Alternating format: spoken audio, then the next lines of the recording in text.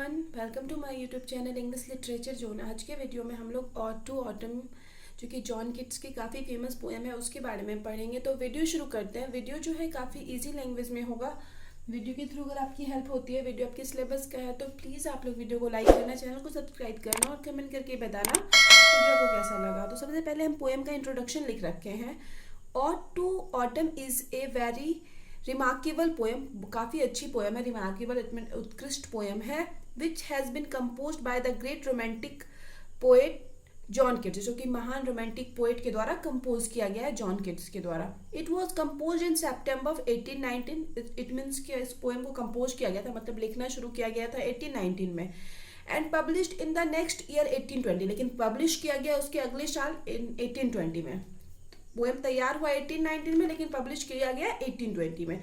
अब आगे है, in this poem Keats explored his critical thinking about autumn season. इस पोएम में ना जो है किट्स, इट मीन्स जो पोएट है जॉन किट्स, वो मतलब बताते हैं अपने क्रिटिकल, इट मीन्स आलोचनात्मक थिंकिंग के बारे में बताते हैं। किसको लेके? मतलब ऑटम सीजन को लेके, पतझड़ ऋतु को लेके। अब आगे है, nature highly influenced kids. Kids जो है नेचर, मतलब किड्स को जो नेचर काफ़ी प्रभावित करता था, मतलब नेचर जो प्रकृति है ना, उससे काफ़ी प्रभावित थे किड्स। देयरफॉर, इसलिए he always try to find a chance, इसलिए वो हमेशा एक मौका ढूंढते थे टू प्रेज इट्स ब्यूटी, इसकी ब्यूटी की प्रशंसा करने का, मतलब नेचर की प्रशंसा करने का। Autumn season usually creates a type of sensation in the hearts of poets. Autumn season क्या होता है ना, मेनली हमेशा क्या होता है, यूजुअली सामान्यतः एक सेंसेशन क्रिएट करता है। किसके हर्ट्स में? पोएट्स के हर्ट में, कवियों के हर्ट में।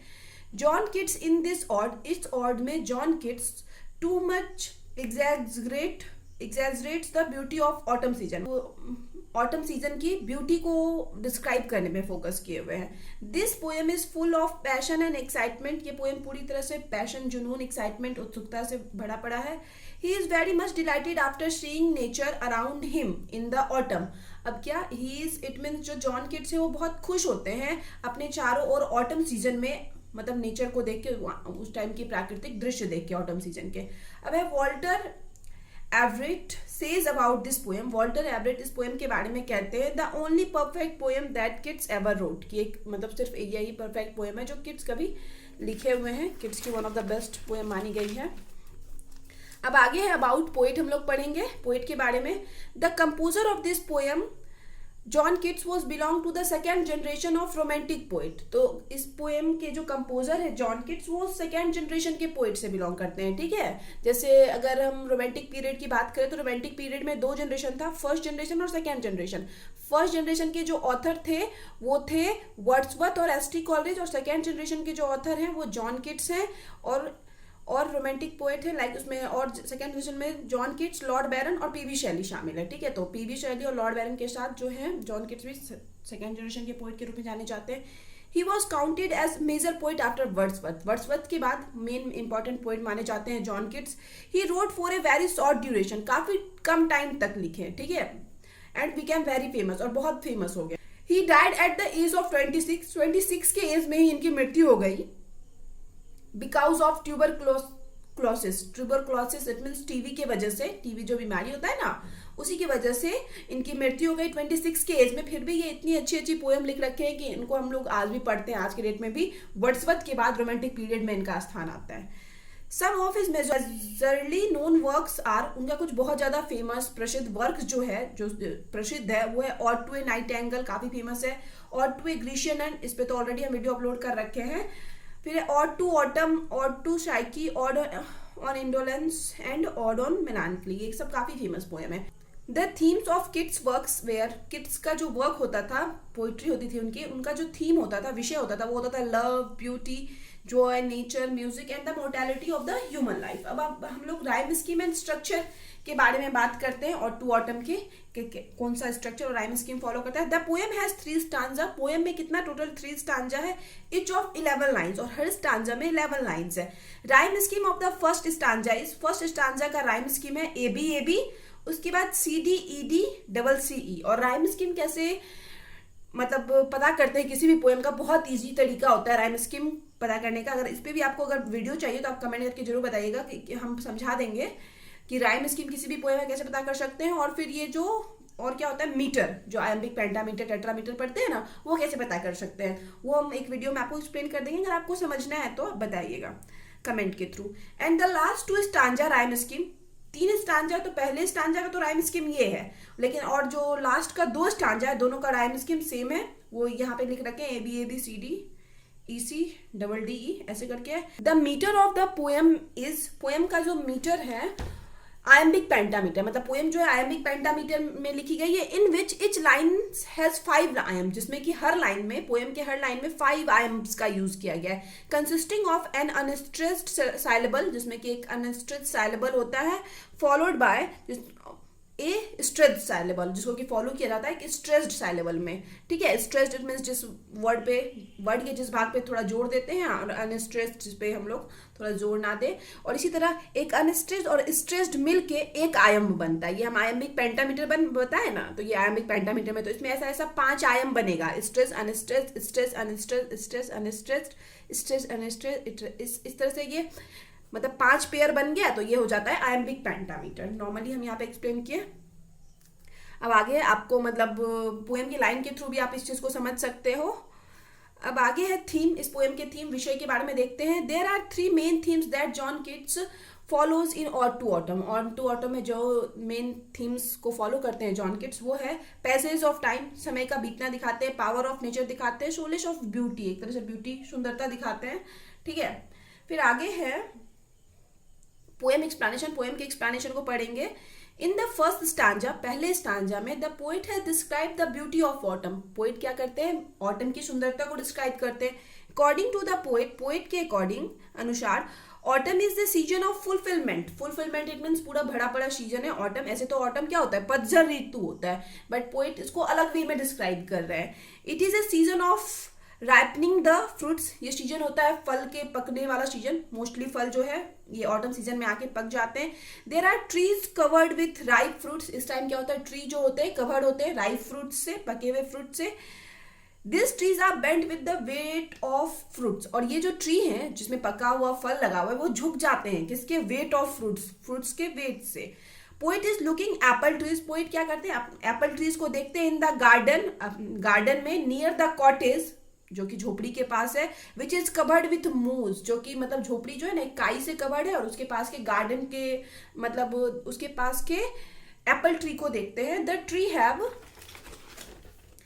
राइपेंड फ्रूट्स, मतलब वही पका हुआ फ्रूट्स है। It is a season for blooming colourful flower, यह सीजन है कलरफुल फ्लावर के खिलने का, जो ऑटम सीजन है।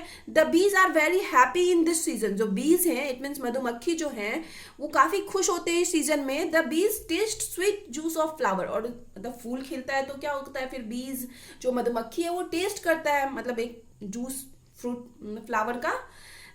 There honey combs, honey combs it means जो होता है उनका छत्ता, are filled with enough honey, मतलब मधुमक्खी का जो छत्ता होता है वो इनफ हनी, उस मतलब उसमें पर्याप्त हनी भरा होता है ऑटम सीजन में। अब आगे, it seems to the poet that, ऐसा प्रतीत होता है पोएट को, दैट कि the sun is helping autumn in ripening the fruits, कि सन जो है ना ऑटम की हेल्प करता है फ्रूट्स को पकाने में। Keats is a lover of nature, Keats जो है नेचर के लवर है। He expresses his keen observation of nature in the poem effectively, तो किट्स मतलब नेचर के लवर है, इसलिए अपना मतलब एक डीपेस्ट ऑब्जर्वेशन, अवलोकन को क्या करते हैं, नेचर के डीपेस्ट अवलोकन को एक्सप्रेस करते हैं इफेक्टिवली। एक इफेक्टिवली इट मीन्स एक होता है प्रभावी रूप से, नेचर को जिस तरीके से वो का अवलोकन करते हैं उस चीज को एक्सप्रेस कर रहे हैं। बाकी द वाइन्स क्रीपर्स यानी इट मीन्स जो अंगूर का पेड़ का जो लत होता है ना, आर ऑल्सो वेरी हैप्पी, वो भी बहुत खुश है, with the loaded bunches of grapes, और उसमें क्या है मतलब ग्रेप्स का पूरा बंच, इसमें गुच्छा भरा पड़ा है।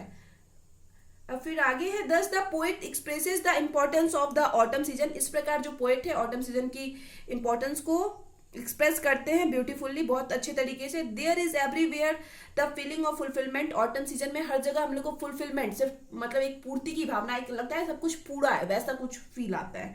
Green trees with ripe fruits, green trees होते हैं विथ राइप फ्रूट्स होते हैं, आर लुक्स एवरीवेयर, वो हर जगह दिखते हैं ग्रीन ट्रीज, और क्या दिखते हैं पके हुए फल। अब आगे देखते हैं, in the second stanza the poet represents the autumn season in many forms on the field. अब फील्ड में मतलब ऑटम सीजन के बारे में डिस्क्राइब कर रहा है एक फील्ड वाले एरिया में। जैसे ही पर्सोनिफाइज ऑटम एज ए हार्वेस्टर, मतलब एक इंसान की तरह यहाँ पे ऑटम को वो मानते हैं, एक हार्वेस्टर जो फसल काटता है। ए रीपर, रीपर जो होता है जो फल को मतलब पकने की बाद उसकी रक्षा करता है। ए ग्लीनर, ग्लीनर क्या होता है जो फल को इकट्ठा करे। In the last A cider pressure, और एक साइडर प्रेशर क्या होता है ना जो शेप को मतलब प्रेस करके उसका जूस निकाला जाए। तो उन सब चीज से मतलब पोएट क्या किया, ऑटम सीजन को मतलब उसके रूप में एक्सप्लेन किए। एट फर्स्ट सबसे पहले the poet personifies autumn as a harvester, एक मतलब फसल काटने वाले के रूप में ऑटम सीजन को एक्सप्लेन किए हैं।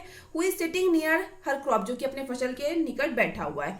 आफ्टर इट, इसके बाद ही represent autumn as an a crop reaper. Crop reaper it means जो फसल पकने के बाद मतलब उसकी रक्षा करता है या फिर फसल पकाने में हेल्प करता है। तो फिर उसके बाद उसकी बात किए हैं। Who is sleeping near his half ripped fruit crop, जो कि अपने मतलब सोया हुआ है आधे पके फसल के पास। एंड आफ्टर इट, और उसके बाद the poet represents autumn as a gleaner, एक ग्लीनियर के रूप में पोएट रिप्रेजेंट करते हैं ऑटम को। Who is going to home fruits which she has gathered in a day. तो मतलब यहाँ पे एक फीमेल की बात कर रहे हैं। तो वो जो फीमेल है जो ग्लीनियर का काम कर रही है, तो वो क्या करती है मतलब पूरे दिन में जो इकट्ठा हुआ फ्रूट उसको लेके अपने घर जा रही है। अब आगे है, she is an expert in crossing the river, और वो जो है ग्लीनियर वो रिवर को क्रॉस करने में काफी एक्सपर्ट है। विदाउट लूजिंग हर बैलेंस, बिना अपने बैलेंस को लूज किए हुए, बिना खोए हुए अच्छे से रिवर को पार कर लेती है। एट लास्ट और एंड में the poet describes autumn as a cider presser, एक साइडर प्रेशर वही जिससे एप्पल का जूस निकाला जाए उसके रूप में डिस्क्राइब करते हैं ऑटम को। दस the poet describes autumn in various form of person, मतलब इंसान के अलग अलग रूप के किए हुए हैं ऑटम सीजन को, ठीक है, इंसान के रूप में, उसमें भी अलग अलग इंसान के रूप में ऑटम सीजन को डिस्क्राइब किए सेकंड स्टांजा में। Thus Keats is successful to give an autumn a great personality. तो इस प्रकार जो किड्स है ना मतलब ऑटम को एक अच्छा पर्सनैलिटी देने में, मतलब एक अच्छे इंसान का जो व्यक्तित्व होता है वो देने में काफी सक्सेसफुल रहे हैं। The works of the autumn in every form are very important. जो वर्क होता है, काम होता है ऑटम का किसी भी फॉर्म में, चाहे वो ग्लीनर हो, रीपर हो, हार्वेस्टर हो या फिर साइडर प्रेसर हो, तो हर फॉर्म में जो होता है वो ऑटम का काम जो है काफी इंपॉर्टेंस दिखाया गया। इन द थर्ड स्टांजा, तीसरे स्टांजा में the poet describe the various sounds of autumn, autumn के साउंड्स को डिस्क्राइब करते हैं, ठीक है। The poet says that, poet कहते हैं autumn does not have sweet music like spring season, की ऑटम सीजन में ना एक स्प्रिंग सीजन जो मतलब बिल्कुल स्प्रिंग सीजन हम लोग तो जानते ही बसंत ऋतु, तो उस टाइम के जैसा बिल्कुल मतलब एक अच्छा म्यूजिक नहीं मतलब प्रोड्यूस कर पाता है। देयरफॉर, इसलिए द पोएट इज सैड, इसलिए पोएट थोड़ा देर के लिए सैड हो जाते हैं कि ऑटम सीजन में मतलब पत्ते एट द एंड झड़ जाते हैं ना, तो इस वजह से पोएट थोड़ा ये सोच के सैड हो जाते हैं। He does not here the sweet song in the autumn season, की उनको जो स्प्रिंग सीजन में हम लोग को एक मधुर सॉन्ग सुनने को मिलता है वो ऑटम सीजन में नहीं मिलेगा। आफ्टर सम टाइम, लेकिन कुछ समय के बाद ही बिकम्स नॉर्मल, वो काफी नॉर्मल हो जाते हैं। As every season has its own beauty, क्योंकि हर सीजन का अपना एक अलग ब्यूटी होता है एंड म्यूजिक भी होता है। According to the poet, poet के अनुसार autumn has its own beauty, कि ऑटम का भी अपना खुद का एक ब्यूटी है एंड म्यूजिक भी है, ठीक है। पहले तो पोएट उदास होते हैं ये सोच के कि स्प्रिंग सीजन जितना अच्छा नहीं है, ये इसमें म्यूजिक नहीं है, लेकिन फिर बाद में पोएट को लगता है कि नहीं, हर सीजन का अपना अपना एक अलग मतलब खासियत है, विशेषता है। और यहाँ पे एक चीज और आप मतलब ऑब्जेक्टिव पॉइंट ऑफ व्यू से याद रख सकते हैं कि पोएट जो है ना इस पोएम को 1819 में तो लिखे ही थे। वो कब लिखे थे ना, इससे पहले पोएट क्या किए थे, अपने फ्रेंड को एक लेटर लिखे थे, ठीक है। अपने फ्रेंड, क्या नाम है उनका, जॉन हैमिल्टन रेनॉल्ड, इस फ्रेंड को लेटर लिखे थे जिसमें वो ऑटम सीजन के बारे में डिस्क्राइब किए थे। तो ये ऑब्जेक्टिव पॉइंट ऑफ व्यू से इंपॉर्टेंट हो जाता है कि मतलब कहाँ से प्रेरणा मिली, ये पोएम कहाँ से आया। तो उस लेटर से ही में प्रेज मतलब तारीफ किए हुए हैं ऑटम सीजन का पोएट। अब आगे है, the poets hears the sound of autumn in the evening, poet क्या होता है शाम में ऑटम सीजन का साउंड सुनते हैं। At the time of sun setting, sun के जब सन मतलब डूबने वाला है उस टाइम पोएट इवनिंग के टाइम साउंड सुनते हैं ऑटम सीजन का। The cloud seems to be to the poet like the bars of a stove, जो क्लाउड्स है ना वो ऐसा प्रतीत होता है एक बार है स्टोव का। स्टोव क्या होता है ना, स्टोव तो जानते हैं जिसमें पहले बहुत पुराने टाइम में खाना वाना बनता था, तो उस तरीके का स्टोव की बात की गई। और बार मतलब क्या होता है ना जिससे आग निकलता है, स्टोव का वो वाला एरिया जिससे आग निकल रहा है। तो यहाँ पे क्लाउड क्या कर रहा है ना, प्रतीत हो रहा है बाढ़ की तरह, क्योंकि उस स्टोव को मतलब कम किया जाता था बाढ़ के हेल्प से, कम मतलब बाढ़ से अगर कम रोशनी आई तो यहाँ पे क्लाउड से इसलिए कंपैरिजन किया गया है ना, क्योंकि सन की रोशनी को भी क्या करता है ना, वो कम कर देता है, क्या क्लाउड कम कर देता है, इसलिए यहाँ पे बार्स ऑफ स्टोव का यूज किया गया है क्लाउड से कंपैरिजन करने के लिए। And the sad sound of insects, और इंसेक्ट्स का जो सैड साउंड है, मतलब एक दुखी वाला आवाज जो होता है कीड़े मकोड़े का, मेक्स देयर ऑन म्यूजिक, वो उनका मतलब खुद का वो म्यूजिक क्रिएट हो रहा है। This insects are flying near the river side, और ये जो इंसेक्ट्स हैं जो आवाज निकाल रहे हैं वो नदी के किनारे उड़ रहे हैं, एमंग द सब्स, और मतलब कहाँ, छोटे पौधों के बीच। The poets also hears the bleating sounds of lamb, poet को इस टाइम ऑटम सीजन के टाइम ब्लीटिंग साउंड्स यानी इट मीन्स मिमियाने की आवाज होती है ना लैम्प की, शिप की, वो भी सुनाई दे रही है। नियर द हिल्स, हिल्स के पास, the chopping of the swallows जो होता है ना, एक तरह से बर्ड होते हैं स्वेलो, तो उनकी भी चहचहाट सुनाई दे रही है। Also can be heard in the autumn season, autumn season में ये भी सुनने को मिल रहा है, पक्षियों की चहचहाट भी। Now kids is happy after hearing the different sounds of different birds, अब किड्स जो है एट द एंड खुश हो जाते हैं अलग अलग तरह का साउंड सुन के, ऑटम सीजन में अलग अलग पक्षियों की आवाज सुन के, इंसेक्ट्स की इन द ऑटम सीजन में। दस इस प्रकार द पोइट इज हैप्पी, कि पोइट खुश है, to see the beauty of the glorious music of the autumn season, मतलब at the end third stanza में वो नॉर्मली ऑटम सीजन के म्यूजिक के बारे में बात किए, तो एट द एंड वो खुश हो जाते हैं ऑटम सीजन में तरह तरह की म्यूजिक को सुन के। अब आगे हम लोग देखते हैं, कंक्लूजन है यहाँ पे, थर्ड स्टांजा के बाद पोएम खत्म होता है। दस इस प्रकार इन दिस पोएम, इस पोएम में John Keats exaggerates the beauty of autumn season, फिर से हम बताएं कि जॉन किट्स जो है एग्जैजरेट्स मतलब ऑटम सीजन की सुंदरता को डिस्क्राइब करते हैं। He shows to his readers, वो अपने रीडर्स को दिखाते हैं the power of his imagination, अपने इमेजिनेशन के पावर को। Autumn has often been described in poetry as a symbol of melancholy, hopelessness and despair, मतलब मोस्टली मेन पोएम लिखने का यही रीजन था कि मोस्टली जो है ना ऑटम सीजन को क्या माना जाता था कि ये होपलेसनेस, आशाहीन, ये वो, क्योंकि ऑटम सीजन में क्या होता है ना, मोस्टली पत्ते झड़ जाते हैं, एकदम सुनसान सा दिखने लगता है, तो मतलब एक तरह से दुख या निराशा का प्रतीक माना गया है मोस्टली पोएम में या पोएट के द्वारा ऑटम सीजन को। बट लेकिन in the view of John Keats, लेकिन जॉन किट्स के व्यू से दिस सीजन ब्रिंग्स जॉय, ये सीजन खुशियां लाता है, क्योंकि ऑटम सीजन के बाद से ही मतलब फिर से पेड़ पे पत्ते आने शुरू हो जाते हैं, मतलब सब कुछ हम लोग को पेड़ पौधा हरा दिखने लगता है, तो यहाँ पे पोएट है ना, मतलब उस होपलेसनेस में भी होप ढूंढने की बात करते हैं, ठीक है, ऑटम सीजन के थ्रू और टू ऑटम पोएम के थ्रू। तो यहाँ पे ये जो है वीडियो खत्म होता है। वीडियो अगर आपको अच्छा लगा, आपके सिलेबस का है, तो प्लीज आप लोग वीडियो को लाइक करना, चैनल को सब्सक्राइब करना और कमेंट करके बताना वीडियो को कैसा लगा। मिलते हैं नेक्स्ट वीडियो में नेक्स्ट टॉपिक के साथ।